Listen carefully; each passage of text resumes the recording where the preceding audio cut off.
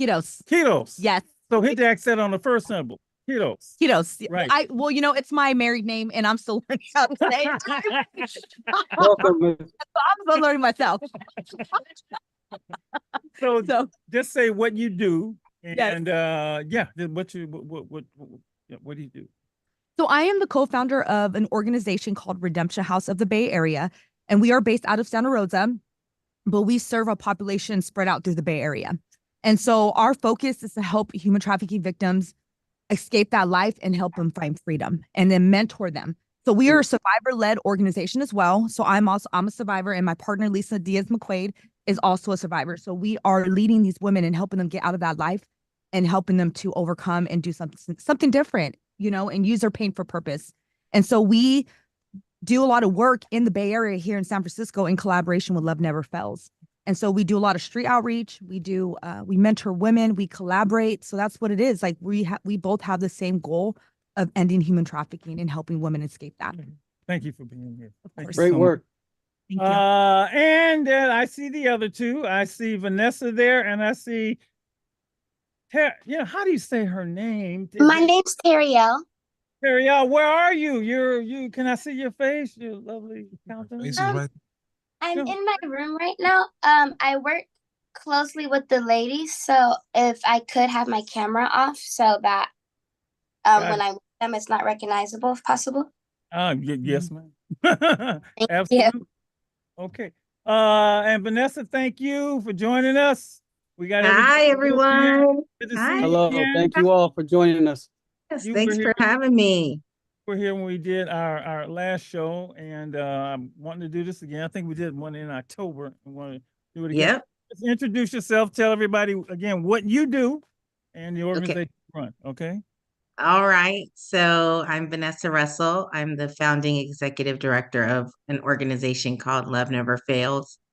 We are a national organization now, but we started off in the Bay after one of my 15-year-old dance students was sexually assaulted in Hayward and sold throughout California for a year.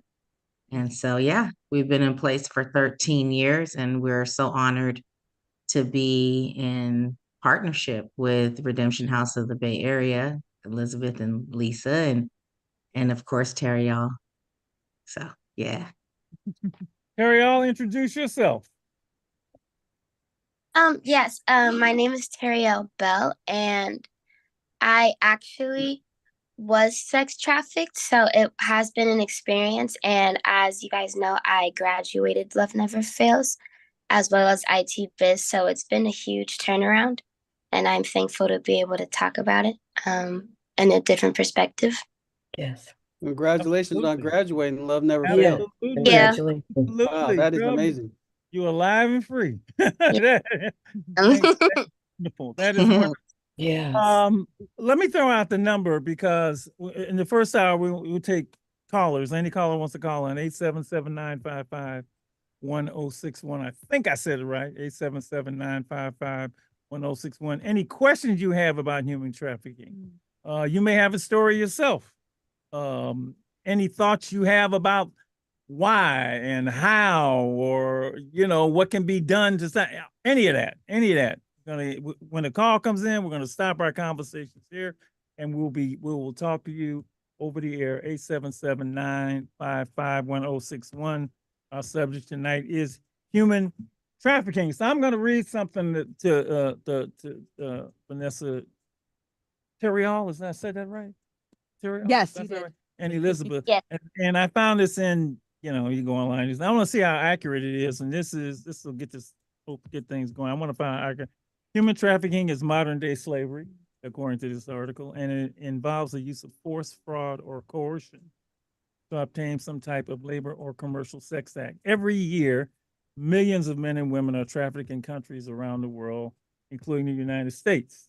Okay, it's estimated that human trafficking generates many billions of dollars of profit per year, second only to drug trafficking, as the most profitable form of transnational crime. Wow, that's human trafficking is a hidden crime, as victims rarely come forward to seek help because of language barriers, fear of the traffickers, and or fear of law enforcement. Traffickers use force, fraud, or coercion to lure their victims and force them into labor or commercial sexual exploitation. They look for people who are susceptible for a variety of reasons, including psychological or emotional vulnerability, economic hardship, lack of a social safety net, natural disasters, or political instability. That's a big net.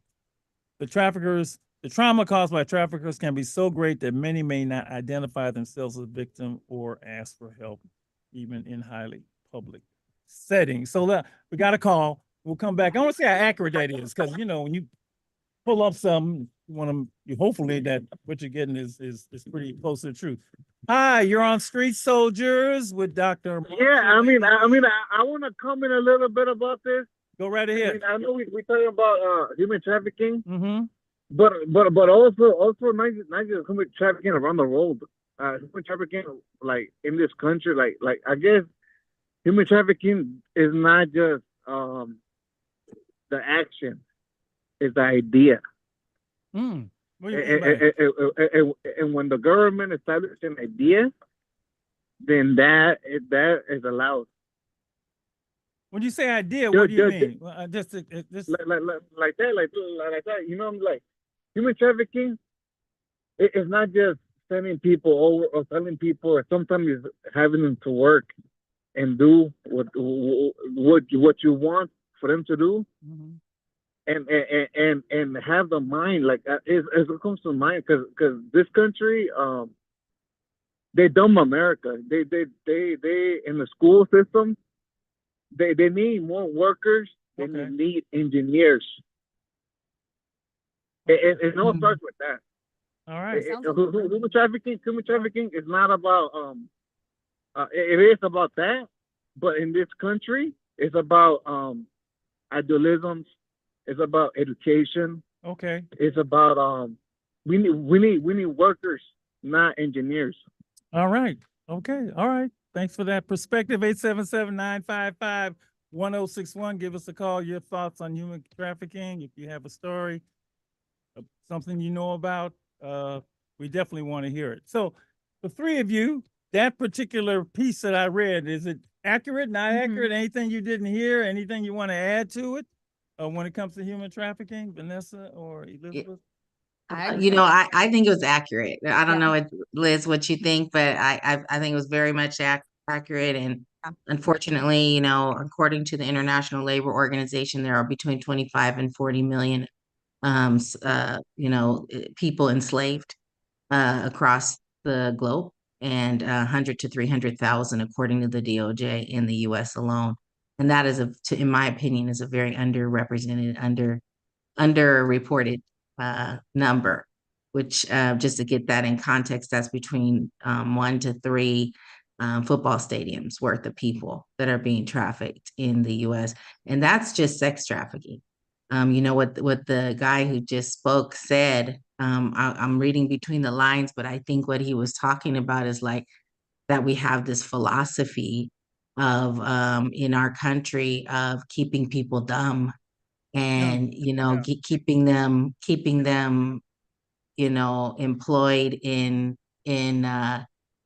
roles where they're not using their brain, and not empowering people to actually think for themselves, and being easily coerced.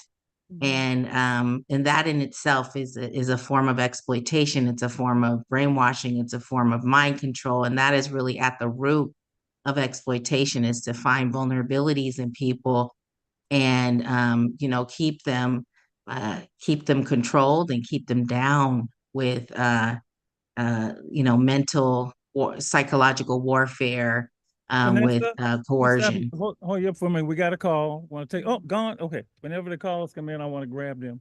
Yep. No worries. All right. Here we go. You're on Street Soldiers, Dr. Marshall, Lady Estelle. Go right ahead. We're talking about human trafficking. Your thoughts, your comment. Yeah, I would just like to just say thank you to Vanessa and Elizabeth for all the work that they're doing to raise awareness about human trafficking, and how they are out there in the streets, just meeting the women and trying to meet their needs and letting them know that someone's there. They are seen, and there's a place for them to go when they're ready to seek a safe place, because sometimes people are so stuck in the mentality of the trafficker actually not being as horrible as they are. So I just want to thank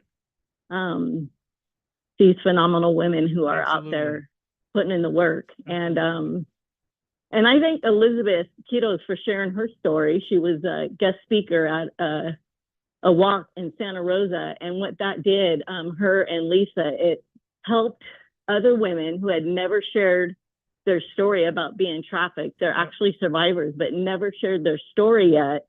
And it gave, with Liz and Lisa sharing their story, it gave them these other women an opportunity or the courage to see that they could speak up. Yeah.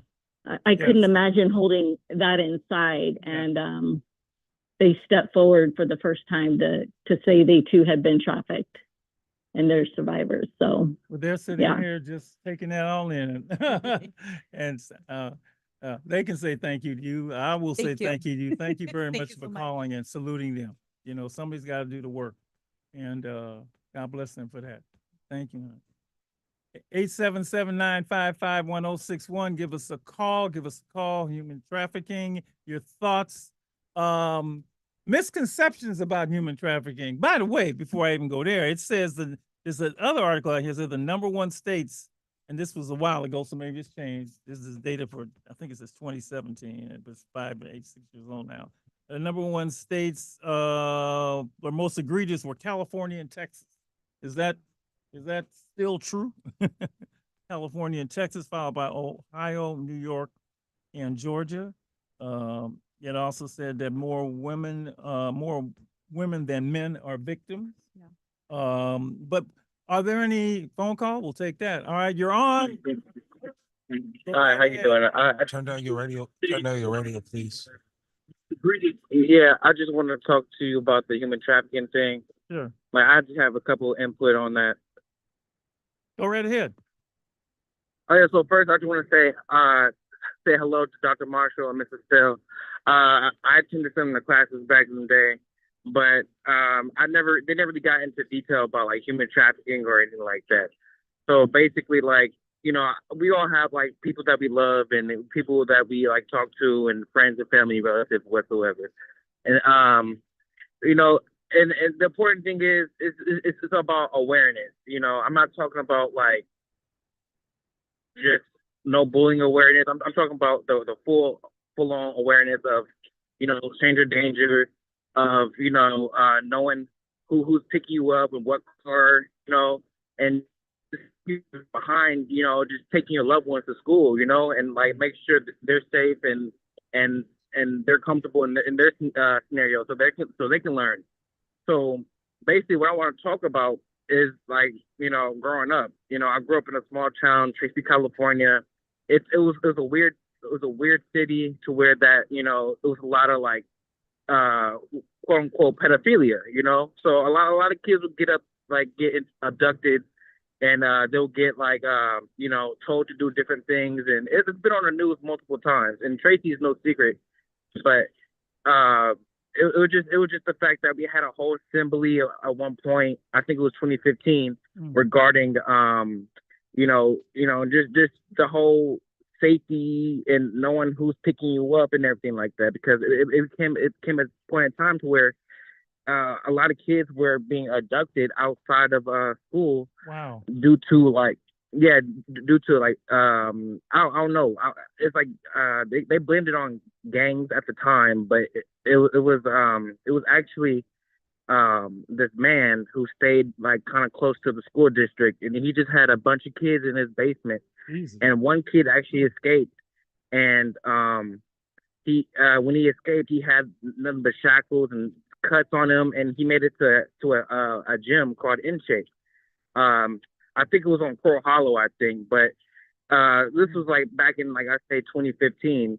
But it was just a really rare case of, like, you know, somebody making out that scenario, you know. So it was just a very powerful moment for us, just to understand that not everybody's blessed with parents and families that can watch over you and that can like kind of take care of you and give you like right from wrong. Not everybody has that.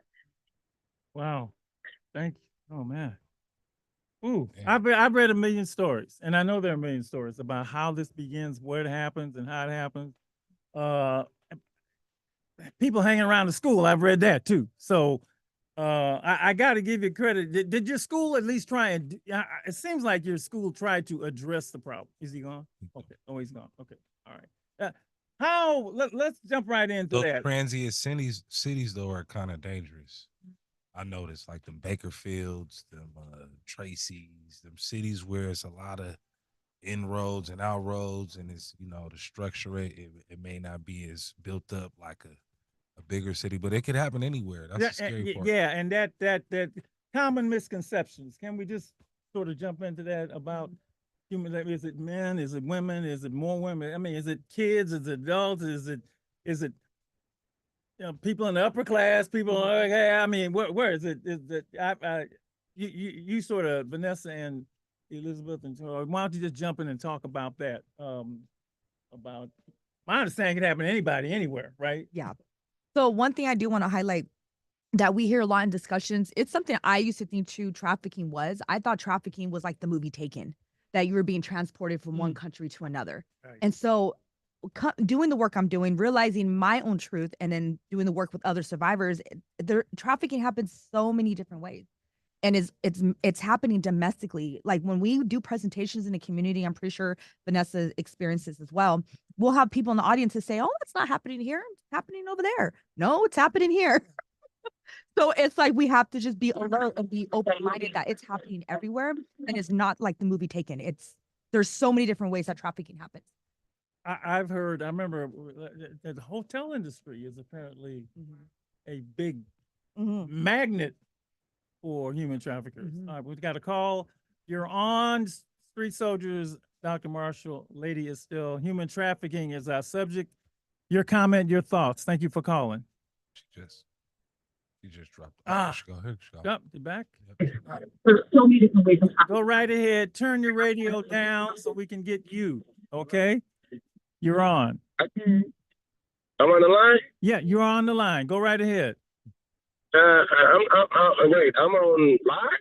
You are on Live, live. We're talking about. Okay, my bad. I apologize. Look, my name is Japon. I've been listening to Street Soldiers since I was like 14. And every single topic I go ahead and hear, it's always about some Wakanda page type stuff. So I just want to say one thing though too.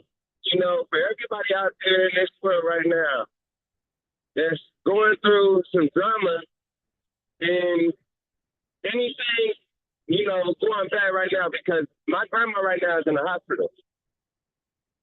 And I don't know if it's her last day or not. The way I feel right now by myself is like this. Things are looking bad right now. Things are looking grim. And I'm sending this message out because I feel like somebody out there needs to hear this message. You feel me? Yes, somebody out here, it might not even just be right here in Oakland. It could be anywhere. But my point about it is if a person can go from being at their lowest point to being at their highest point, and you know that person, you should be able to do it too. And you should, and even if you don't want to be able to be that person, you're still feeling bad about that. But you know somebody that is. Let them go ahead and pursue their career and pursue doing what they need to do. Because a lot of the times, people go through a lot of things in this world that we don't need to go through. We really don't. And we're wondering why we're going through it, but it's the reason behind it. I don't want to say no names because it's radio, I don't want to talk about religion and stuff, but that's basically my point right there, you feel me? Believe in somebody and just go ahead and continue to prosper, progress in life, become successful, become somebody. Don't just sit there out there in the streets trying to sell dope or trying to be a pimp, because that's not the life. And I know that for a fact because I've dealt with too many people in that situation. And they even want to get up out that situation. Yeah. So Yeah. for all these people in my generation, I was born in '93. Y'all need to go ahead and let that go. For real. Y'all tripping. Thank you, man. But I'm gonna leave it at that, Street Soldiers. I'm about to go ahead and turn it back on. Yeah. I'm listening to y'all. Believe me, they crying out. Thank you, brother. Thank you for calling, man. Thank you. Thank you. Well, people go through stuff. It definitely go through stuff. Man, every time I get this, the call takes me to another place. Oh man, there's so much stuff I want to do. So, can you take me through a scenario, just a regular scenario where somebody gets trafficked? How does it happen? When does it start? When is it? Dr. Marshall, Yes, lady. before we go to another scenario, for the gentleman that just called, did he say that his grandmother was in the hospital? I think he said that, yeah. And he did not know how much time she had left. Mm-hmm. So I just need to, and he is still listening. So you just need to know that to the young man, everything that you're saying, it sounds like you've been taught and loved and supported and believed in by your grandmother. Everything you do from this moment on, as you continue to live and make good choices for your life, only lifts up and supports and shows the love that you two share and the legacy that you will continue to carry out, no matter what the outcome is.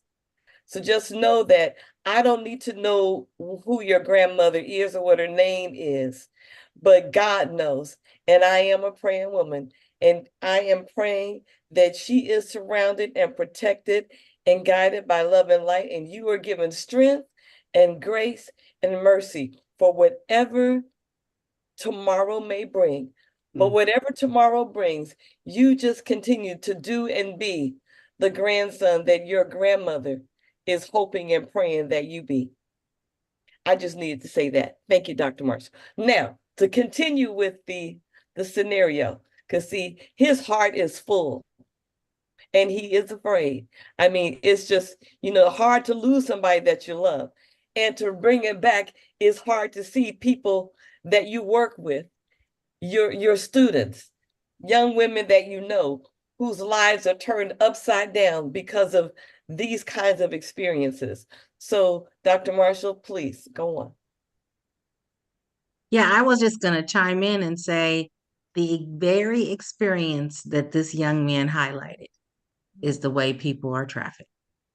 I literally had a young lady who had lost her baby after childbirth, and there was somebody who was waiting, lurking in the wing and in her ear, who was a pimp. And when she lost her baby at that very low moment was when he came in and said, I'm gonna be there for you. I'm gonna hold you down. I'm gonna be the love you always wanted. I'm gonna be the support system you always wanted. And in a matter of weeks, he had her out off of East 14th in Oakland. And she was out there for over a year until she could be, we supported her to get out, and she moved out of the area and has never looked back since. And that's been 9 years ago. Also, her grandmother had passed just a few months before her baby died. And I think that is the reason why I despise it so much, is because it's kicking somebody while they're down. It's taking advantage of the hurting and the broken. And I just have no respect for that. If it was a choice and people were making a choice out of many choices, then I would honor it. I would respect it. But most of the time, and I'd love for Terry-All and Elizabeth to chime in on this one, but most of the time when people are getting recruited in this, it is because there is a deep hurt and vulnerability. You are absolutely right. I mean, I've not had the trafficking experience, but being preyed upon by people who see the sadness. I mean, they are just tuned in to the sadness, the pain, I remember going to Target one day and I had just been crying all night long, and I'm walking through Target and here comes this woman who says, who wants to read my palm, and all you have to do is, I'm like, baby, I can read my own palm. I just knew, but see, I had the messaging that I was given is my weakness and I'm broken and sad. And boy, she zoomed right in. It happens. Oh my goodness. Anyway. That's the common thread. I was going to ask the common thread that you see with those who are trafficked is, I mean, I've read about, group home, kids from group home, kids from foster care. Yeah. It is those who are going through struggles at the time. People who are drug addicted. I've read that. I don't know how true that is. It's very true. Yeah. That's, okay. all of that's part of my story as well. Jesus. Why don't we talk about this more? I mean, serious. I mean, my thought is, as this is not I mean, look, I remember going to Thailand, right? I mean, Thailand is like, I mean, I'm over there doing, Alive and Free and Stop the Violence, and it's huge. I mean, this may be the biggest non-industry they got going, and that's not, industry's not a good word, but in time, why isn't it? I'm assuming it's because of the money involved, right? Because the money, and because there's a lot of people who don't want it to stop. That's why they don't talk about it. Or they Yeah, the main people that are buying. That's You know, right. there's a reason why these websites, like, you saw, I don't know if you saw, but my Red Book was seized by the FBI a few years ago, and that's where a whole bunch of numbers were. And I always wondered, why wasn't there this lineup of arrests that followed the seizure of my Red Book? On my Red Book, people had you would go on there, you had an account, you would be communicating with someone who you were buying. There would be all kinds of digital footprints, so to speak, digital crumbs that you could see that somebody was buying somebody. You would see their phone number, their email address. They would even rate the people, and these are children that were being sold on this site. And they would rate them with stars, and they would even describe their body parts. They have this kind of bottom and this kind of breast, and whether they have hair here and hair there, and whether they were any good. They would do all that. And when they seized my Red Book, you didn't see thousands and thousands of arrests happening. And there's a reason for that. And that's why, Doc, let me add to that too. We know for a fact here in the Bay Area that police can be involved in it right there too. So, and I'm not just saying that, we know that. Oh yeah. And that is why also Redemption House and also Love Never Fails do a lot of presentations, because there's also victims out there that don't even know they're being trafficked. And so that's why it's super important that we do presentations and we do outreach and we let people know what trafficking is and the different versions and terms that there is in different ways, so people are aware. Like, for example, Redemption House will do a presentation in the community, and then a survivor will come up and say, hey, I didn't even know I was trafficked. And so once they realize, then they start their healing journey. So it's important that we do outreach.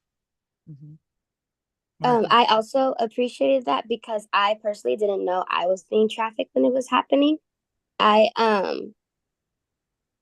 just thought that, I chose this and it was something that was okay to happen. I was really naive to it. I thought prostitution was a myth, and and honestly, I thought it was a myth. I didn't know pimps really existed.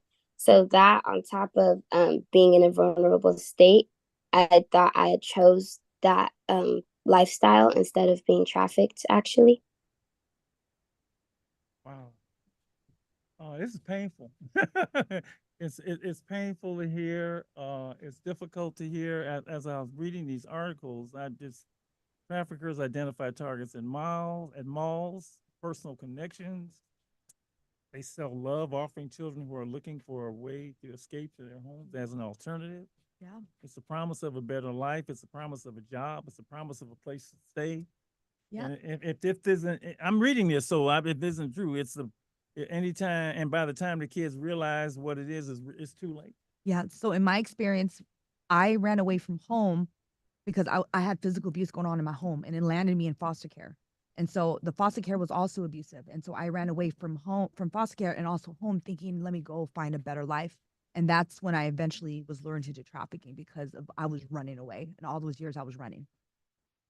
I Mhm. wow. This is so hard. They're caught up now. They have pictures of these kids. Now they have threats. They know where the kid lives. Once victims are introduced to trafficking, they're taught how to behave, how to dress. And tell me, I'm reading this, so you gotta tell me, how to make themselves look older. We got about 1 minute and 30 seconds. Yeah, But usually being groomed by another woman. I mean, this stuff is like you read it as a means of control. Many traffickers pretend to be their victim's boyfriend. Yeah, that's Romeo pimping. And also, too, I want to highlight with women, when they become traffickers, at one point they were victims themselves. So they didn't learn. They didn't just wake up one day and say, "I'm gonna go victimize victims." Right. They were victims at one point, and then to have a sense of control or no longer be victimized, they became the traffickers. And you would think the opposite, but that's how abuse works. Abused people become abusers Yeah. themselves. Okay, we gotta go to break. We got about Is that 30 seconds? 30 seconds. Okay, I'm just again, this stuff is just too deep. It's just too deep for me. Men are trafficked too. Is that Yeah. how big a proportion is that? Oh, we can't do that. We got 30 seconds. I can't get into that. Okay. But you can join the conversation on tell 'em, man. youtube.com at Stay Alive and Free, because we are just getting started. Yeah. Okay, we'll be back. 106.1 KMEL is the People's Station. Yes, we are, son. And we've made it easier for you to interact with us at any time. Tell them about it.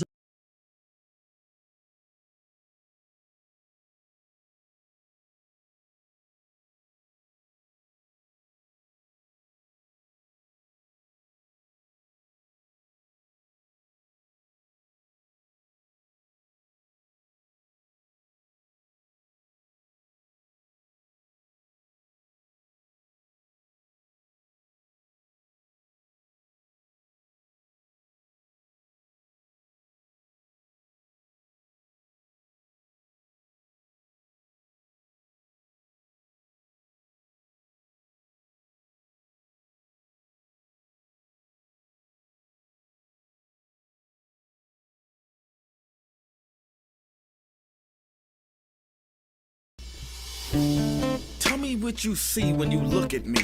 Do you see another brother lost in these streets looking for his soul? Trying to find my soul. Or do you see another brother searching for lost souls in these streets? A street soldier. Street soldier. Here to help you get that chip off your shoulder, warm your colder days and sober your drunken ways, and find a way to help you get over these hurdles placed in our path.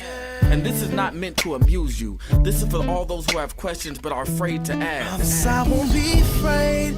I won't be afraid. No. When times get hard, you lose your way. Open your mind and hear what I say. This is a message for the hard and the soft. To those who tune in weekly and to those who keep an eye out for 8 p.m. on Sundays and turn their radios off. The truth hurts.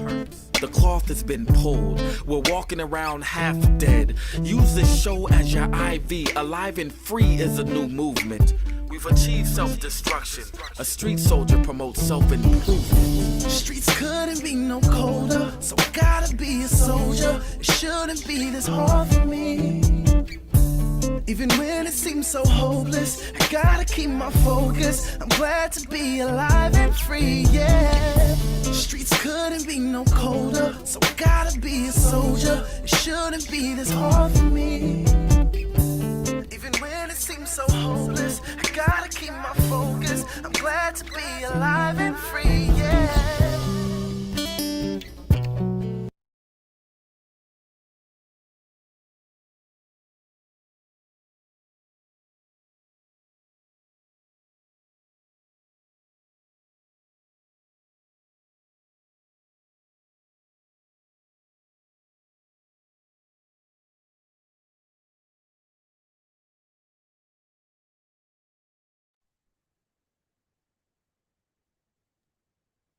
I can't hear anything. Nobody's talking. You hear me? Okay. Hour number 2, Alive and Free Yeah. Radio, Thank you. Free Soldiers, and I'm exhausted. Just doing it. This is tough. This is tough. This is tough. Our subject tonight is human trafficking. We have 3 wonderful and amazing guests who are with Elizabeth Quiros. I did it kind of right. Vanessa Russell, who founder, I guess, of Love Never Fails. Teriel Bell. And Terry All. Thank you, Terry All. And Elizabeth, thank you all for being here. That was a heavy hour. And it was a heavy hour anyway, but then the calls made it heavier. You know, the calls, I always love when we hear from our callers. I just read some more stuff. I got these articles here, and this thing was always difficult to deal with. But when it went online, how much more did that add to the spread of human trafficking? I mean, it's, is that the biggest place that it happens now, or is it still happen the way it happened before? Vanessa, you got any thoughts about Yeah, so here's a couple of stats for you. So let's take sites like OnlyFans, where people are being sold for the most part now, and Pornhub. Okay, so just to give you an idea, Pornhub takes porn that's made at home and allows people to share that out. In 2021, the federal government did an investigation of Pornhub, and they had 11 million videos uploaded. And they said, you know what? We 11 million, and we have found that 118 of them are of documented rapes and trafficking of children that are being shown as a porn. And if you don't believe me, there's a little girl, her name is Rose Kalimba from Ohio, 14-year-old, who was gang raped by 3 people. And they showed the video, and it was viewed 400,000 times. And they could not get it down until they threatened legal action. And that is trafficking, because they are making money off the backs of a rape of a 14-year-old child. And so there were 118 cases like that, which stimulated this federal investigation. And they found that there were 14 million videos. After the investigation, Pornhub took down the videos that were unvetted, meaning they could not verify whether they were consensual. 11 million videos were taken down. Only 3 million were allowed to stay up. And then I'll take it even further. Then Facebook did research to find out if they had any problems with their platform, and 84 million images of child pornography were identified on Facebook. So we have a real problem with the taking advantage of the vulnerable, and selling people sexually, either digitally or on the street or in hotels. And we just don't, we've lost all sense of that this is somebody's child. This is somebody's baby. This is somebody's sister. This is somebody's brother. This is a human that deserves dignity and love and covering and honor. And we've lost that, and we've deduced them to a sexual cavity and or object for our own pleasure. Lord. Oh, whoa. This begs me to ask, who are the people doing this? I'm just gotta ask that. It just popped out of my, who does this stuff? I mean, is it my next door neighbor? Is it like, I'm walking down the street? It can be. I mean, who's doing it? I mean, not just any of this stuff. I read this thing. It says children are popular among men who are afraid of contracting sexually transmitted infections, and who assume these kids are less likely to be diseased. I mean, somebody thinks of that? I just, according to a congressional research service, right? In Philadelphia, experts said that child trafficking track victims range in age from 12 to 17, right? If they're able to recruit someone who's 12, 13, or 14, those are very, very, the word, you know what they use? Valuable. Yeah. That's so much what you just said. Valuable, not, human, not that they use the word valuable. And I'm like, who is doing this? I mean, And that's the age that they can be brainwashed to start to build that control. They'll be brainwashed to start believing and trusting and being controlled by their perpetrator, by their trafficker. Yeah, that's that age. once minors are indoctrinated into trafficking culture, it's hard for them to get out, even after intervention. And many later return because they can't imagine other possibilities. They know how to sell themselves, but they don't know how basic skills like managing money, cooking, or shopping. That's what Life this, skills. this Yeah. says right here. But I'm thinking, who is the person doing it? Because look, in the end, and we're not there yet. Look, this is I'm trying to prevent this stuff, right? Yeah. But you can't have someone being trafficked unless you have somebody who was doing the trafficking, right? Yeah. And so I got to get there. I mean, I really do, and Mrs. Sell knows how I feel about this, right? And the purchasers, we need to find out all who of the yeah, all the purchasers and hold them accountable. And I'm just Yeah. what going on in your mind. I just want to talk. I got to get one of them on here. What the hell is Yeah. going on in your mind to make you That's want to so do? good. Yes. Well, And you know, there's a couple of documentaries that I would recommend you check out. Exodus Cry has one that's called Buying Her, and it's all about the guys that are buying the people, and it's predominantly men, but sometimes women are the buyers, and they will tell you the documentary is very powerful and it explains the mindset of the person and oftentimes what I have learned is that it starts with pornography, where you start to dehumanize someone by just, oh, it's just through the screen. I'm not really hurting anybody. But then you start ruminating and you start obsessing over it. It starts rewiring the your neural neurons in your brain, your neurobiology and neural pathways. And then before you know it, it's all you can think about. And there's one gentleman that goes on there and he says, and he's no longer doing this, but he says, I was doing the porn, then I started doing dates. I would do a date, once a month. Then it started to be once a week. Then it started to be once a day. Then it was multiple times a day. Then it escalated into rape. And it was because it was insatiable. He just could not get a hold of this addiction. And yeah. And the other thing is that there's some very powerful stats out there about the people who are doing it. Yes, predominantly the people who are buying sex are predominantly men. And interestingly, they usually are not the men that are living in the neighborhoods where the girls are being sold. I'll just say that. To add off what Vanessa said, honestly, sometimes they have the littlest of reasons to decide to buy girls. Some of them have bought because they like the fact that we leave right after the date. They like that sometimes girls will perform things that their wife won't do. They like that they can afford the girl. I've had personally a guy buy me because I look younger, and it's honestly just sad also how men will buy just off the fact that they want something that even they think their wife can't do, or just the idea of buying a girl is something interesting to them. Control.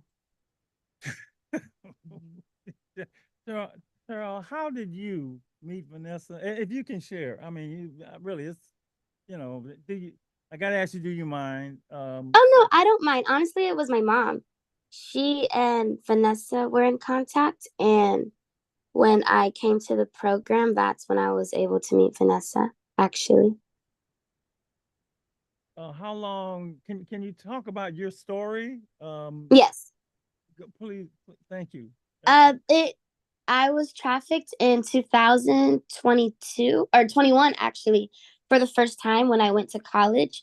It was my first time being away from home, and I was really, I didn't have any parents to tell me when to be home by, so I was pretty wild, and I was at an 18 and up club, and that's when I met him. He was 10 years older than me, and that should have been a red flag, but I liked the idea that he was older.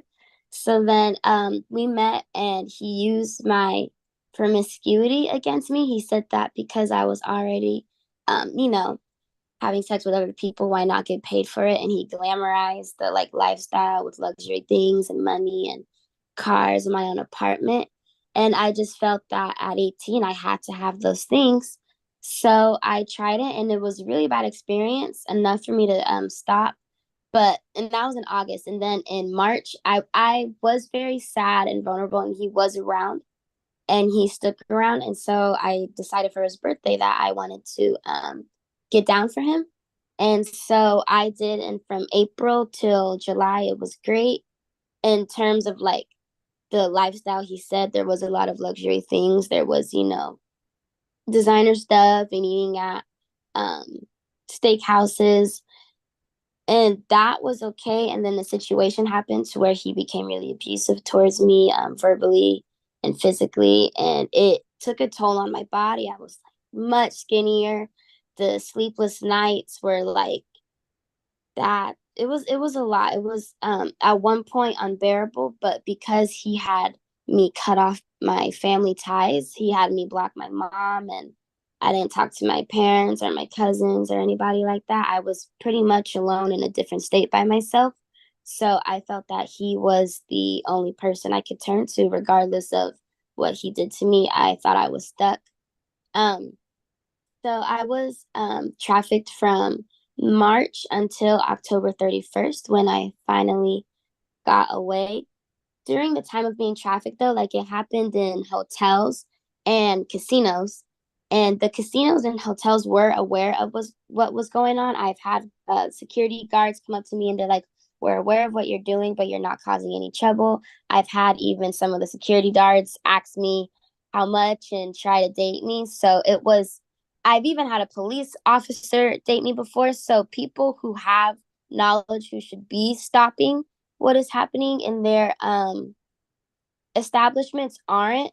And so that's what made it also a little bit easier. But yes, I was able to get away. And that's pretty much what led me to Love Never Fails. Sweetheart, I'm just, wow, the courage it took to get out of there. That's Yes. that was like,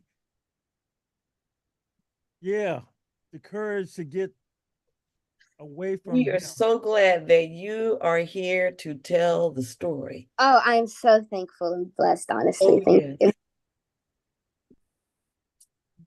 Yeah, she is an amazing young lady, and she's gone on to complete IT training, and she's now working and just doing amazing work and supporting other survivors, and that's the thing, the people who are preying on young ladies that are in vulnerable places, they'll prey on, oh, well, you're already promiscuous, or as if that means that you're nothing, as if that means that there's nothing else you can offer. No, it's not true. It's not so. Teriel is a brilliant, vivacious leader and community leader, leader of women and men and people. And she has a ton to offer. And, nothing that anybody can say or do can take that away from her. And I've read this, the control that they exercise over you, that he exercised over you, the isolation, getting away from everybody. And I mean, I've read stories where they follow them everywhere they go. And, I mean, I don't know how, it's just, yeah, I'm like Lady E. I'm just glad you got away, girl. Thank you. Yeah, the belief that there is nobody there for you except that one, is so powerful. Yes. Especially when there is no internal belief that we have for ourselves, and we look for it on the outside. That is so powerful. And then something happens, and we thank God for the something that happens.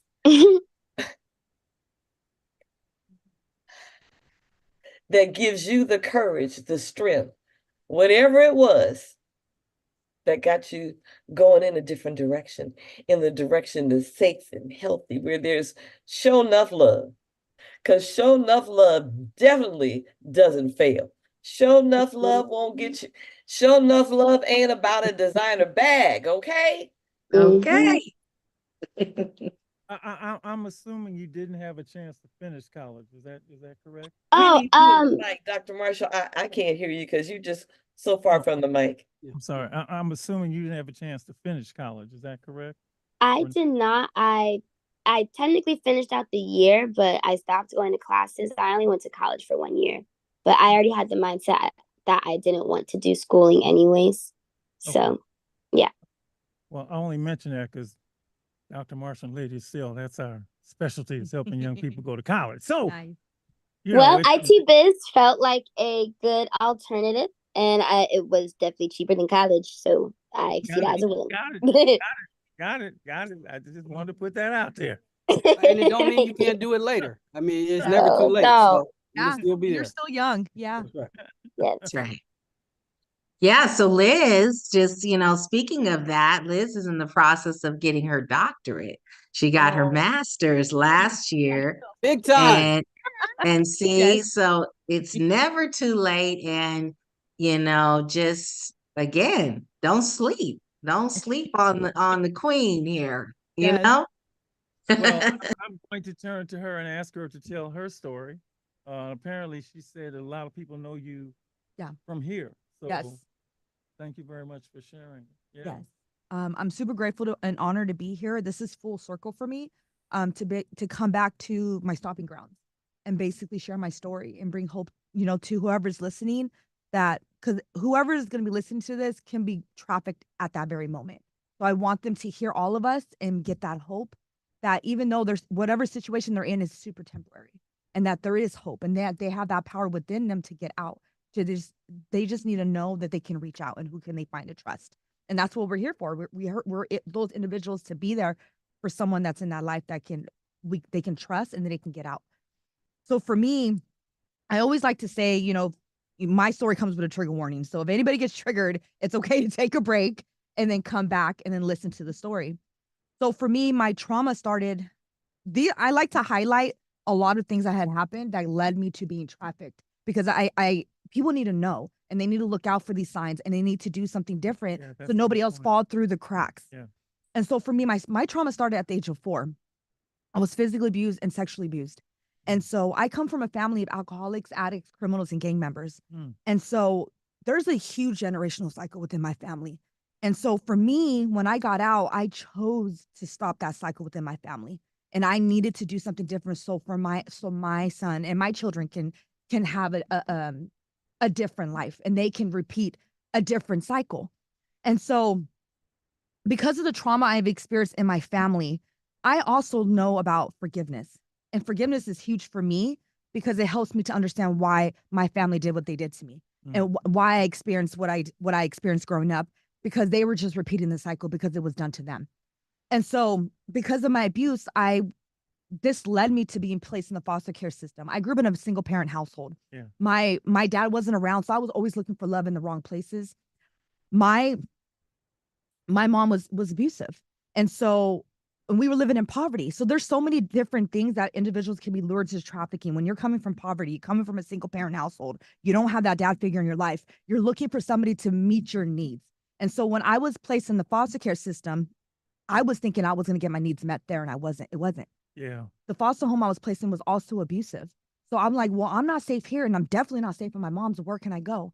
So I finally did go with my dad, thinking that I would be able to be safe with him, but he was an alcoholic. My dad was an ex-gang member, so he didn't have the parenting tools or parenting skills either. So my needs weren't able to be met, and I wasn't getting that love I needed when I was with my father for a quick minute. And then eventually I met an older man. He was 27 years old and I was 15. And I was in high school. And when I was in high school, I was kicking it with older people. I was hanging out with gangs. I was using drugs.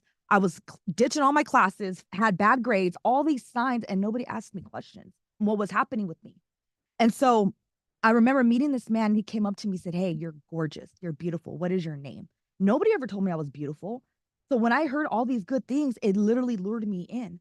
And so and he told me he was 19, but in reality, he was 27. A lot of men do that. Yes, They do yes. that online too. It's catfishing. So what there's a survivor I worked with in the past that she said she met a man that she thought was in his 20s. So she was 15, and when she met him, he was really 50. So it's super dangerous to meet individuals online. And so that's why you have to just be careful. And so eventually I found out how old he was, but I was already stuck in the situation. There was no way I felt like there was no way for me to get out.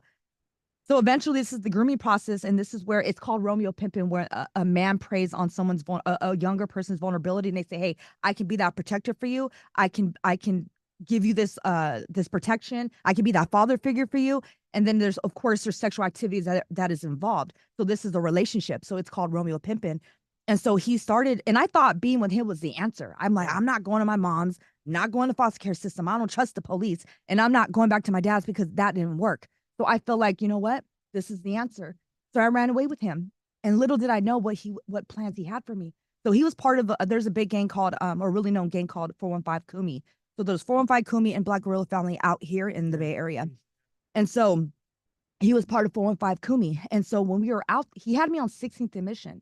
And then he would have me on 17th and Cap and 20th Shotwell. Mind you, I'm 15 years old. I'm a child. 15. Yeah. And so this is where he started to have me at the corners with all his loved ones. He called them loved ones, all his homies. And he would have me like a mule and hide drugs in areas of my body as a mule. And I thought I was being that ride or die girlfriend. And I was being, well, I'm not going back there, so I might as well be here doing this. And this is where he started to train me to look down on the floor. I couldn't look up to any man that walked past me. And if I looked up at a man, he would slap me and embarrass me for everybody. So I was trained to look down on the floor. So for years, because I started to get incarcerated, I was in and out of correctional facilities. I went to prison. I had many probation officers, parole officers. Every time I came across a male officer and I looked down on the floor, I couldn't look up. And they assumed because I was a drug addict. They assumed I was a criminal. I just couldn't make eye contact because I was trained to look down on the floor. Yeah. And I was told if I looked at a man in the eyes, that meant I was their property. But I was my first trafficker's property. So I was trained to look down. So that's why it's important we train law enforcement, let them know these are the signs when you arrest somebody, ask questions. Because a lot of my cases were drug cases. I was selling drugs for my third trafficker. A lot of the times I was, doing things to pay off a debt or to pay off whatever I owed for my trafficker, or selling drugs for him, and nobody ever asked me questions. So it's super important. So I ended up having my first trafficker because when he got arrested, he sent a woman to me. So she was also part of 415 Kumi. Yeah. She was part of that gang as well. Yeah. But I thought we were all a big family and they were my friends. They loved me. They supported me because I didn't know what love was. I didn't know what was happening. I thought this was all normal. This was okay because of the trauma I've endured in my home. And so she started to train me and show me the ropes of being sold. And then she started selling me, and she said, this is what's gonna happen for you to make money. So she started selling me the cars and purchasers on 16th and 17th and Cap and 20th Shotwell. So any of those times I could have just been murdered and dumped somewhere and nobody even noticed because there was no missing report on me. Nobody's looking for me. That's what happens with a lot of these vulnerable victims are out there. A lot of the times they're just out there. Nobody knows. Right. So that's why it's super important that we talk and we ask questions. That's why me and Vanessa and Lisa, Love Never Fails and Redemption House, when we do street outreach, a lot of the times the women or even men, they're out there homeless. How do you think they're surviving? How do you think they're getting their next fix? How do you think they're paying for their food? How do you think they're paying for the hotel room? They're having to give something in exchange for all that. So we're out there letting them know, hey, what is your name? I will never forget when Vanessa said that you need to ask them what their name. So you wake them up and you tell them that they're important. So we ask them what their name is and we have a conversation, a dialogue. Like if I would have had somebody doing that with me when I was out there, it probably would have gave me some hope. Like, whoa, somebody actually cares about me. So it's super important. So when I had that female trafficker, so I started being sold to purchasers. And then he got out and I told him what happened and he totally manipulated me and flipped it. He said, well, if you did it for her, do it for me. Show me how much you love me. Show me how down you are for me. And I said, I'm totally down for you. I love you. And so, because that's all I want. That's all a child wants is to be loved. And so, same thing. He started selling me to purchasers in these cars on 17th Cap and 20th Shotwell. And so I picked up an addiction of meth. I was hooked on meth for about 12 years. I'm really blessed today that I have no scars on my face. I have my teeth. Like literally, if you would, my mugshots, I have so many mugshots. My mugshots, like you couldn't even tell it was me. And I had scabs all over my body because I had developed mental health called psychosis. because when you're up days at a time trying to meet a quota and you're using drugs, this is what happens. And so it's just a miracle that I'm here today. So because of my addiction and in and out of correctional facilities, I just was in this cycle of repeating what my family was doing. And so I remember I met my third trafficker when I was 20 or 21, and he gave me a proposal. He said, "Here, I got drugs for you to sell. Just sell these drugs for me. Bring me back my money in 5 days, and I'll give you more drugs." And I thought I thought that was a win-win. Like that was a win for me because that means I didn't have to go be at the corners and be sold to men and make money that way. I can make money selling drugs. So when you said that article about drug trafficking, that's one way how it ties in with sex trafficking as well. Yep. And so for me, I was like, this is amazing. Like I'll do this. I'll do this all day. I didn't know it's still modern day slavery. I didn't know that's a form of labor trafficking. Look, all I'm thinking is slavery. Yeah. Slavery. Yeah. Yeah. So I was thinking, well, I'm going to be able to make ends meet and supply for my addiction. So I was selling this drug for my bigger connection, my third trafficker. And I had a certain amount of days to get the drugs to him. And if I didn't, the money to him, if I didn't get the money, there was consequences. Yeah. There was times I was kidnapped because I was in debt with him. There was times I had to go commit crimes to pay off my debt and in and out of correctional facilities. And it was just a revolving door, and it was a very traumatic experience for me. Like I said, I'm really blessed to be here today, to be alive. And when I was 26 years old, that was my last arrest. And that's where I decided, because it was here, San Francisco and Dallas City, where I became a drug runner. And when I got arrested, that was my wake-up call. I had a 3-month-old baby boy. I had just had a son, and I was being trafficked and using throughout my whole pregnancy because I was dehumanized inside. I felt dead. I had no emotions. I was completely shut down. So how can I care about this baby that was within me? And so when I was arrested for the last time, that's, like I said, that was my wake-up call. And I ended up getting 5 years between San Mateo County and Sonoma County. And I needed to make a change. And so for me, it took incarceration. But I hope that doesn't have to happen to everybody else. It doesn't have to go down that path. That's why it's so important that we do the work we're doing. And so today, I'm blessed today. So I know. Look, give me a hand. First of all, God bless you. I'm going all the way over. Okay. Now, let me give you a hug, sweetheart. Thank you. Yeah. How did you making the decision? It's literally, it's like a drug addict. You make the decision. I'm through. I'm never going to snort again. I'm never going to shoot up again. From getting to there to, was it stages and phases? Did you it was a journey forward to one step back? I mean, to extricate from all of that. What? So my last arrest, I felt like I was forced. And you know what? I feel like that God used that situation to give me a second chance. And the reason why I say I felt like I was forced is because I was the law enforcement, the officers I was working with or that arrested me, they said, "You need to tell us who you're working for." And I said, "If I tell you who I'm working for, then let me go say goodbye to my son," because I had left him at a dope house.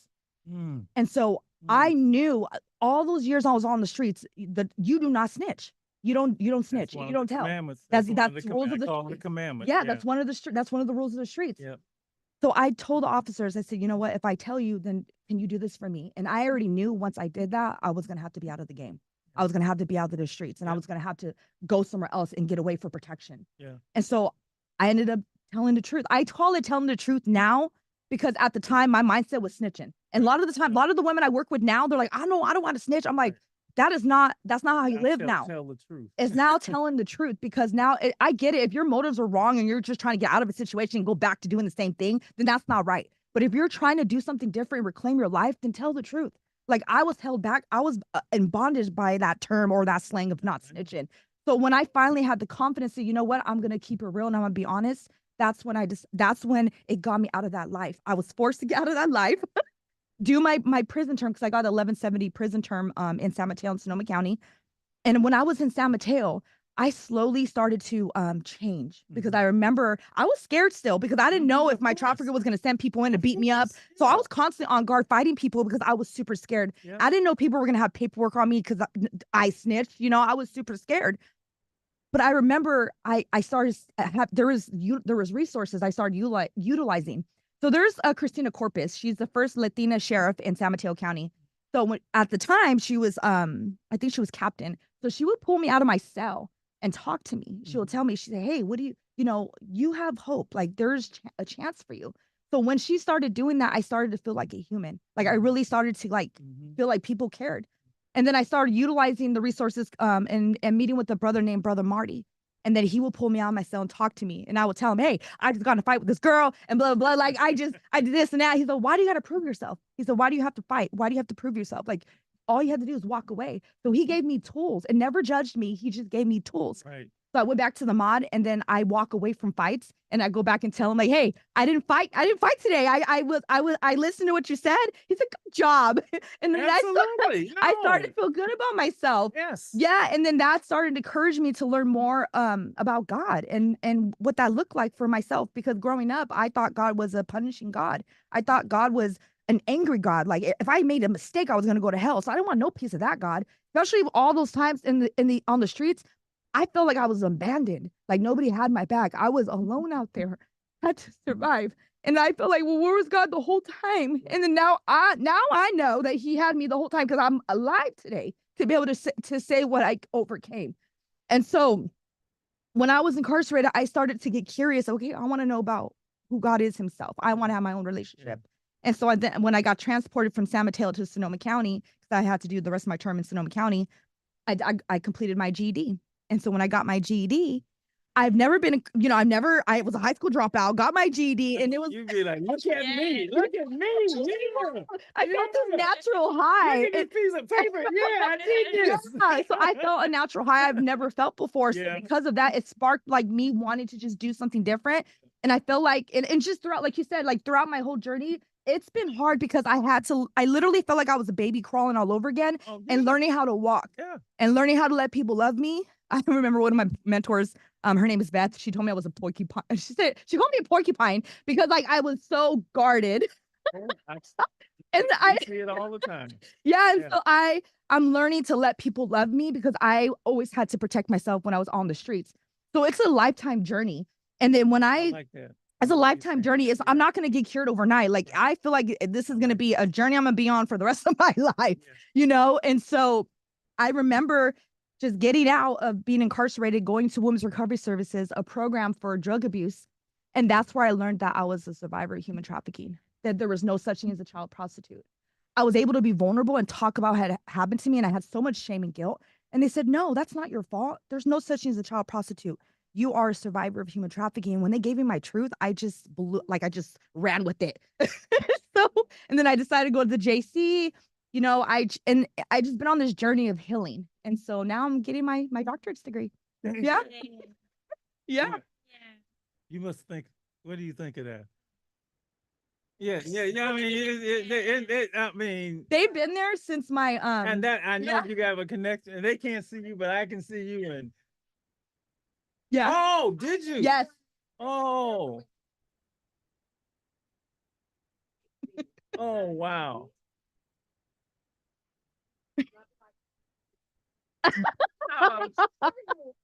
I used to tell, I used to tell every drug dealer I met, if you can sell drugs, you can be the president of a corporation. Yeah. And you got all the talent, you're just using it incorrectly. And somebody told you this is the way to do it. Yes. But that wasn't, and the way we always say, that was never you. All of that was never you. This is you. Yeah. This is you. Yeah. This is you. Somebody steered you. Yeah. I even steered you.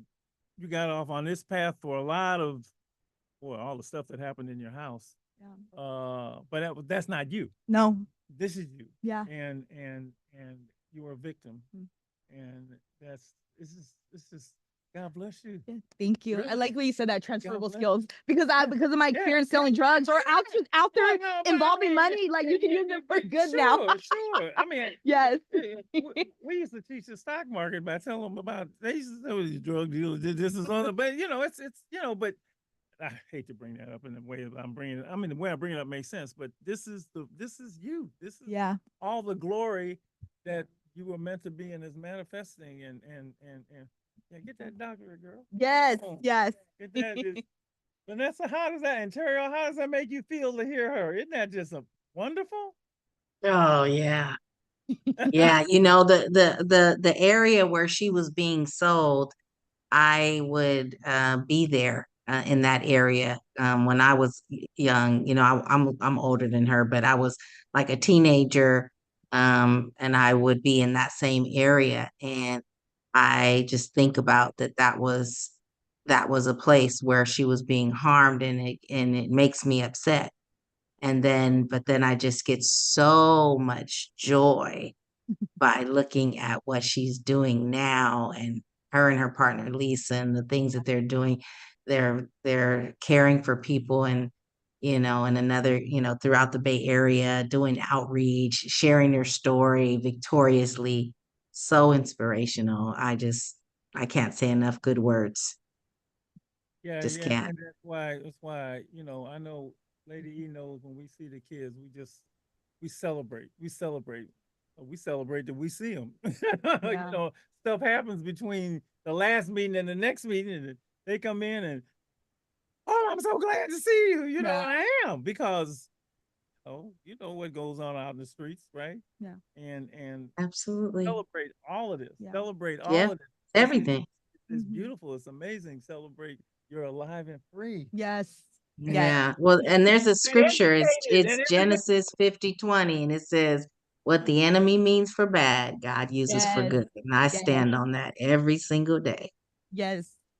How can we and just you laid out and there's so many scenarios that which young people, and I'm particularly we're talking about young people, but I guess people period get into this. How do we, if we talk about prevention, what are your thoughts about you know prevention? And the first thing is awareness. I know that's Yeah, a big deal. huge. Awareness is huge, and we don't do. Look, I'm an educator forever, right? Lady Eve's an educator, and I always faulted the schools for not talking about stuff. I always did. I mean, we learned about, I don't know what we learned about. We never learned about stuff that was out there, right? We just learned, it was like, but the kids all were out there anyway, but we never, talked about it as a school, right? And as individual instructors, I would do that. But there's a reluctance to have this awareness conversation. That's my first thought. But what would you suggest are, preventive measures that we could put in place? In because I don't like rescuing people. I don't like pulling people out of when they're going down for the third time. I prefer not to. Like a doctor, I prefer you not to get. If I could prevent the cancer, I would do that, because if you get something, you don't necessarily live. What are your thoughts about that, Terry? My thoughts are that we should start teaching about human and sex trafficking at a younger age. I remember learning about sex ed in like high school, to be honest, and I think that's pretty late because kids are getting more and more active at younger ages, and people are targeting younger girls also, and there's just not enough knowledge because the stuff that I believe they see about being a prostitute or whatever is that it's glamorized and it's just a luxurious life with no work behind it. So I think that schools should start implementing more um, lessons for say about it and at a younger age, so that kids by the time they're hopefully in like high school or middle school have more knowledge on who to avoid and what they can do themselves and what parents can do also to prevent kids from falling into hands of traffickers. That Yeah, and I would. glamorizing, Oh, that glamorizing makes me sick. Yeah. I yeah, mean, music videos, rap songs. I mean, the movies. They keep glamorizing this stuff, Yeah. and at the very end, and some of them don't even show the end, right? I mean, they show the consequences, which I can't stand. At least some of those old hood movies, you saw the people get shot and killed, right? But this glamorizing of this is just sickening to me, right? yeah, And it's all for money. It's all for ratings, it's all for this and all for that. But like you said, this is human life. And yeah, our first rule for living at Alive and Free Omega Boys Club is there's nothing more valuable than the individual's life. That's where we start with the kids. Walk in the room, your life is valuable. So that's where we start. But I'm glad you pointed that out, that the whole thing about gotta stop glamorizing this. I just can't. yeah. I just wanted to tell you that Assembly Bill 1227 was passed. I want to say it was in 2019. It might have been 2020. No, it was 2019. I'm sorry, 2017. And it requires that all schools, starting with seventh grade on up, educate children about human trafficking. The problem is it was passed without money, without appropriation. So the schools do not have the money to do it, but there is a mandate that they should do it. And so there is a couple of curriculums that are out there that are being utilized to spread, to do prevention education as early as sixth grade. Actually, now it's been extended to K through 12. A few of them that I know of, there's actually curriculum for elementary school students. And it's, more about safe touching and say, the ability to say no at that age. And then you start getting into seventh grade, it's more about coercion and the way that, because you start liking somebody and, how you can have a healthy relationship and set boundaries. And then it kind of goes, in an age appropriate way, the different educational programs that are out there. Love Never Fails has an educational program, as does Redemption House of the Bay Area.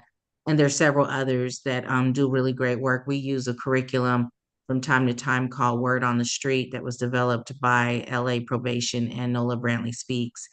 And and it gets right up in there, like addressing like how, the grooming process, helping kids to evaluate ways in which their own family might be trafficking them.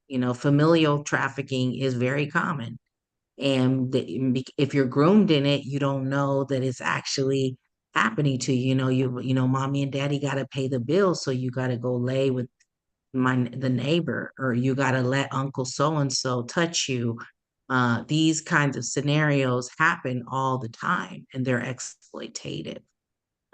So there's such a range, let's set it at the very beginning. There's such this range of different experiences. Yes, there's people coming from other countries that are being trafficked here. I just got a call today from a mom working in high tech who has an all pair, a nanny that she brought over from Bogota, Colombia, and they just used that. Her pimp just used that as a front to get the girl in the country, but she's really at night going out after she's done her babysitting.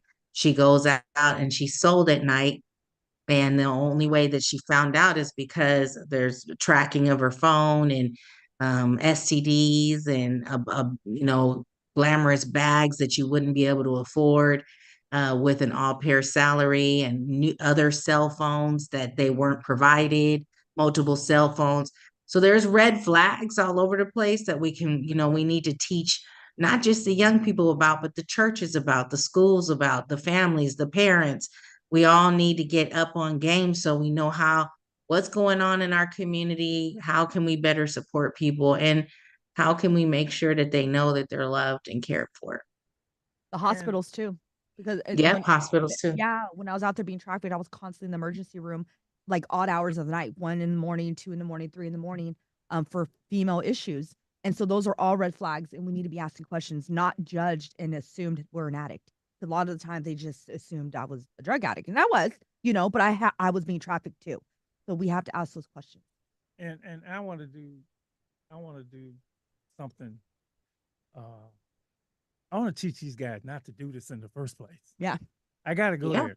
I have to. I mean, even with domestic violence, right? Either, and I said this before on the air in front of people, either we're just flawed as men, which I don't believe, or we got notions about things that we got to dispel. Mm-hmm. We have to, it's the all of that, do all of that, but we got to deal with these men who would even think of doing something like that. Yeah. There's something going on in us. I got some ideas, but I got to go straight to the guys who were doing this stuff in the first place. Right? Because it's funny. I used to take my baby girl, who is now not a baby girl anymore, when I would have the meetings at the club, and all these guys, I got gang members and drug dealers, I got everybody in there. And she was like, 2, 3 years old. She might be listening now. Got grandson now. But I would always look at them and I said, you know, here's my measuring stick for you. If I walk out of this room, I'll say, is my daughter safe around you? It's my measuring stick for every and lady, you know, see, we talk about this, right? Is she safe around a group of men? So we gotta do something about the men who are doing this stuff. And I for some reason we don't do enough of that. You know, we do a lot about the victims. We don't do enough with the perpetrators. And I don't know if it's because we think that, you know, men are gonna be men. I don't know what the hell's going on. Yeah. But if we don't perpetrate, you know, young girls shouldn't have to worry about that stuff. So me and Vanessa were actually talking about this like I think it was a couple months ago about, is it diversion? Yeah. So basically, like when the perpetrator gets arrested, you know, a purchaser or a trafficker, like having them do classes, having them figuring out what's going on with them or why they did what they did in the first place. Because then if they send their butt to me. Yeah, like they come on. Yeah. We going to the school of Dr. Marshall. Yeah, because ain't no sense to put if they haven't changed. Why, you know, like they can? Why you just put them in a cell? Yeah, change. Well, you pay a fine. No, there's something going inside of you that needs to be. That's changed. right. Yeah, so I wrote a book called Fight for Love for Men, and I co-wrote it with Al Burnell, and it gives 12 testimonials of different men with different walks of life, and then it's a 12-step recovery program. And man, oh man, when I sat with the men and they gave their testimony, and I'll tell you the themes: fatherless, sexually abused, and so that desensitized them to their own sexual abuse, desensitized them to abusing others, abuse, poverty, gang life, and and then it ended up in, there's a correlation between all of that and becoming a substance abuse substance user. And so I think, man, if we could get people over to you, Doc, and get you over there. They come to me. I don't care. Yeah. Long distance, short distance, phone, email. I don't care. You know, because this got to, you know, you got to figure something out. Yeah, enough is enough. I mean, no, and this whole concept of maleness that's in there somewhere. You know, as a man, I'm a man. I'm a man. A man does this. I mean, we got to deal with all of that garbage because all of that, they're preying on people, right? They're preying on people. And either we're just flawed, brother. Either we just flawed, you know, which I don't believe we are, you know, because my son ain't flawed, I ain't flawed, you ain't flawed. Or something, we take on something very early on that leads us to this kind of behavior, right? And so that we got to do it all. We got it all with us. I want to put y'all out of business, okay? I want to put all of us out of business. Oh, yes. I don't want no business, right? I want to quit. I hate this job. I want to go Cancun one day, right? And sit on but yeah, so let's make it. If we this is not the last show we're gonna do. You think we can get some of those men in here? Let's work on that and get them on the air and have them just like you told your story over there. Let's have them have these frank conversations. One of them is my husband. What other men? Get him. Get him. Yes, that's right. Get him here. Let's keep moving with this because I already got this is deep and we have another show. Yeah, we have another show. Oh yeah, we're gonna do this because Father's Day show. Come on, let's go in June. Yes. I don't know if I can wait that long, but we'll figure it out. We will figure it out. But just wow, thank you so much. Let me show everybody Elizabeth's book. Oh, Yes, Purified. In the Flame. Yeah. Purified Come on. in the Flame by Elizabeth Heroes. Yes. Heroes. You probably say better than me. I'm trying hard. And I can't wait to this is oh wow. Oh, let me show you my mugshot. Oh wow. Lady, you should show some mugshot. There you go. Mug shots. Oh, this is yeah, it's powerful, you guys. Yeah. So you went to Hell and high water. Yeah, your honesty just helps other people to, know that they're not judged and that there's always room for change and growth. and you are more than worthy of love and everything good in your life. And Yes. I'm so sorry you had to go through all of that, like um but that strength of you talking and sharing just helps so many other people. And so thank you. And I just found it on Amazon, so I'm getting your book. Thank you. Thank you. Thank you. Of course. Thank you. I'm gonna get you a copy of Lady E's book too. Okay. Yes. Because I can't give you mine because she signed it to me. Okay. So- No worries. Thank you. Oh, this has been absolutely wonderful. Thank all of you. Thank this your honesty, your candor, your bravery, your truth, and standing up to it. Yeah. You know, what's that saying? I never said right. Evil fails because good men fail to stand up, or something like that. I can never say that. That's not what it is. And you got to stand up to it. And when I say, there's nothing more valuable than an individual's life, that's number one. That's really true. And let me add this: we have a rule about love, and we have a rule about love, family, and friendship. And we always say to young people, this is a rule. And the rule works. Problem is people don't like following rules, right? Yeah. A friend will never lead you to danger, right? Family will never lead you to danger. And love will never lead you to danger. Love does not equal danger. If it's dangerous, it ain't love. Yeah. Okay. And if he's hitting you, that ain't love. And so we tell our young people, you got young men and women, that's the rule. Yeah. Rule. Danger and love. So I remember when they played these songs right here on the station, Gangsta Love. Gangsta and love don't go together. Does it? That don't go together. You can't be a gang. I mean, you see they tried to blend the two. Gangsta and love, right? Yeah. Thug passion. What the I mean, I know. entertainment really messes you up, It does. right? You're trying to fuse those two, right? No. I remember what Beyonce. I want a soldier. No, I don't want. You don't want no soldier. Grills and You want love. But we get but that's dangerous. Yeah. Love will never lead you to danger, and so that's what we tell our young people. And once you get the rule, if you get it and you follow it, you're gonna be fine. So when it's danger, run. And call us. We'll help you get away. Thank all of you. Lady E, you. How grateful we are that you are here, that each of you are here to tell the story, to be there for young women, men, and help change and turn around and save the lives, change the situations, reimagine what life is supposed to be like. Give young women an opportunity to live. To the upcoming doctor. Thank you. And the new author. We are so grateful. You didn't know what God had in store for you when you were at home going through, on the streets going through.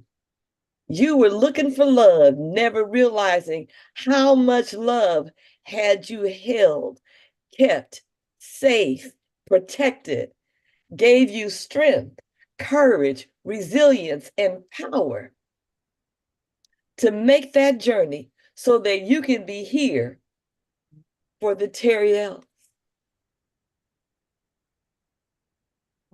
So we are so grateful for you, for Dr. Vanessa, and your courage and strength and love. Because baby, it's not easy work, is it? For all of you, it's not easy. And you don't get strong enough for it. Every time it's another prayer and more strength and more courage, more resilience to stand and be there for the young people that are sent to you. How wonderful that you are there for those. And for little Terriel, you made it. That's right. I just need you to know, I understand at college, you had an experience, but college was your choice. You had a dream to go to college, Don't let anything stand in the way of your dream. I will not. Thank you. All right. I will not. You know, because see, if anybody knows how to do college now, you do. Yes. So when you get ready to go back, you gonna walk through those halls like you made those rascals. You're gonna sit in those classes and you're gonna get all the information that you need to get so you can do the work that God has prepared for you to do. Guess what, Dr. Marshall? He knows how I can be, and this is just the way it is. Yeah. Oh my goodness sakes. Right. This is a calling. It Yeah. is a work. Yeah. And you got to be chosen to do this work. And my prayer is that you continue to have the strength Thank and you. power Thank you. to do the work that you've been called to do. You know, Terry, you know what I see? I see What? Professor Bell. Professor Ooh. Bell. That's what I see. I see Professor Bell. Perspective. Wow. Write that in your journal. No, for sure. Write it down. Give me next year. I went to college for psychology. Well, So you are, I am a licensed marriage and family therapist. Oh wow. and I That's am, very and Dr. Yes, the doctor honey, college. listen. And that too is a calling. It's so funny when we think of that thing that we want to do, that wasn't our decision. That was something that was given to us. And you just heard the message. Okay, well, this is what I'm going to do. Baby, go ahead. Get yourself ready and do that work that God's got for you. And for the rest of us, just keep on. Like my grandmother used to say, I never thought I'd be old enough. Here I am. Just keep on keeping on. Yes. Keep Thank on keeping on. Thank That is my consider this. Thank you so much. This has been amazing. Yes. It's absolutely amazing. Yes. This is great. Yes. It's gonna be on air, the podcast, everybody here. But Yes. we gotta. So I'm gonna talk. We gonna figure out the next move. Okay, there's a lot of things we can do. We're all in the same healing work and life saving work. So let's just take a break. Whew. Best for the night. But Vanessa, Dr. Vanessa, thank you so much. Yes. Thank you so much. Thank Thank so much. you. Terry, all, thank you so much. Thank you so much. Thank you. Thank you. Thank you. Doctor, I'm gonna give you already. Yes. Dr. Elizabeth, Yes. thank you so much. Thank you. This has been amazing. And wow. I don't let's just okay, I gotta say goodnight. and we'll be in touch. Lady E, get some rest. Let's get up and go get them in the morning, okay? All Yes, right, 'cause it's almost midnight here. I know. Yes. Right? Oh, Thank you. Texas. Yeah, she's in Texas. Everybody stay alive and free, and we'll see you next week right here on Street Soldiers. Good night. Have a good night. You Good too. night. Thank you. Bye.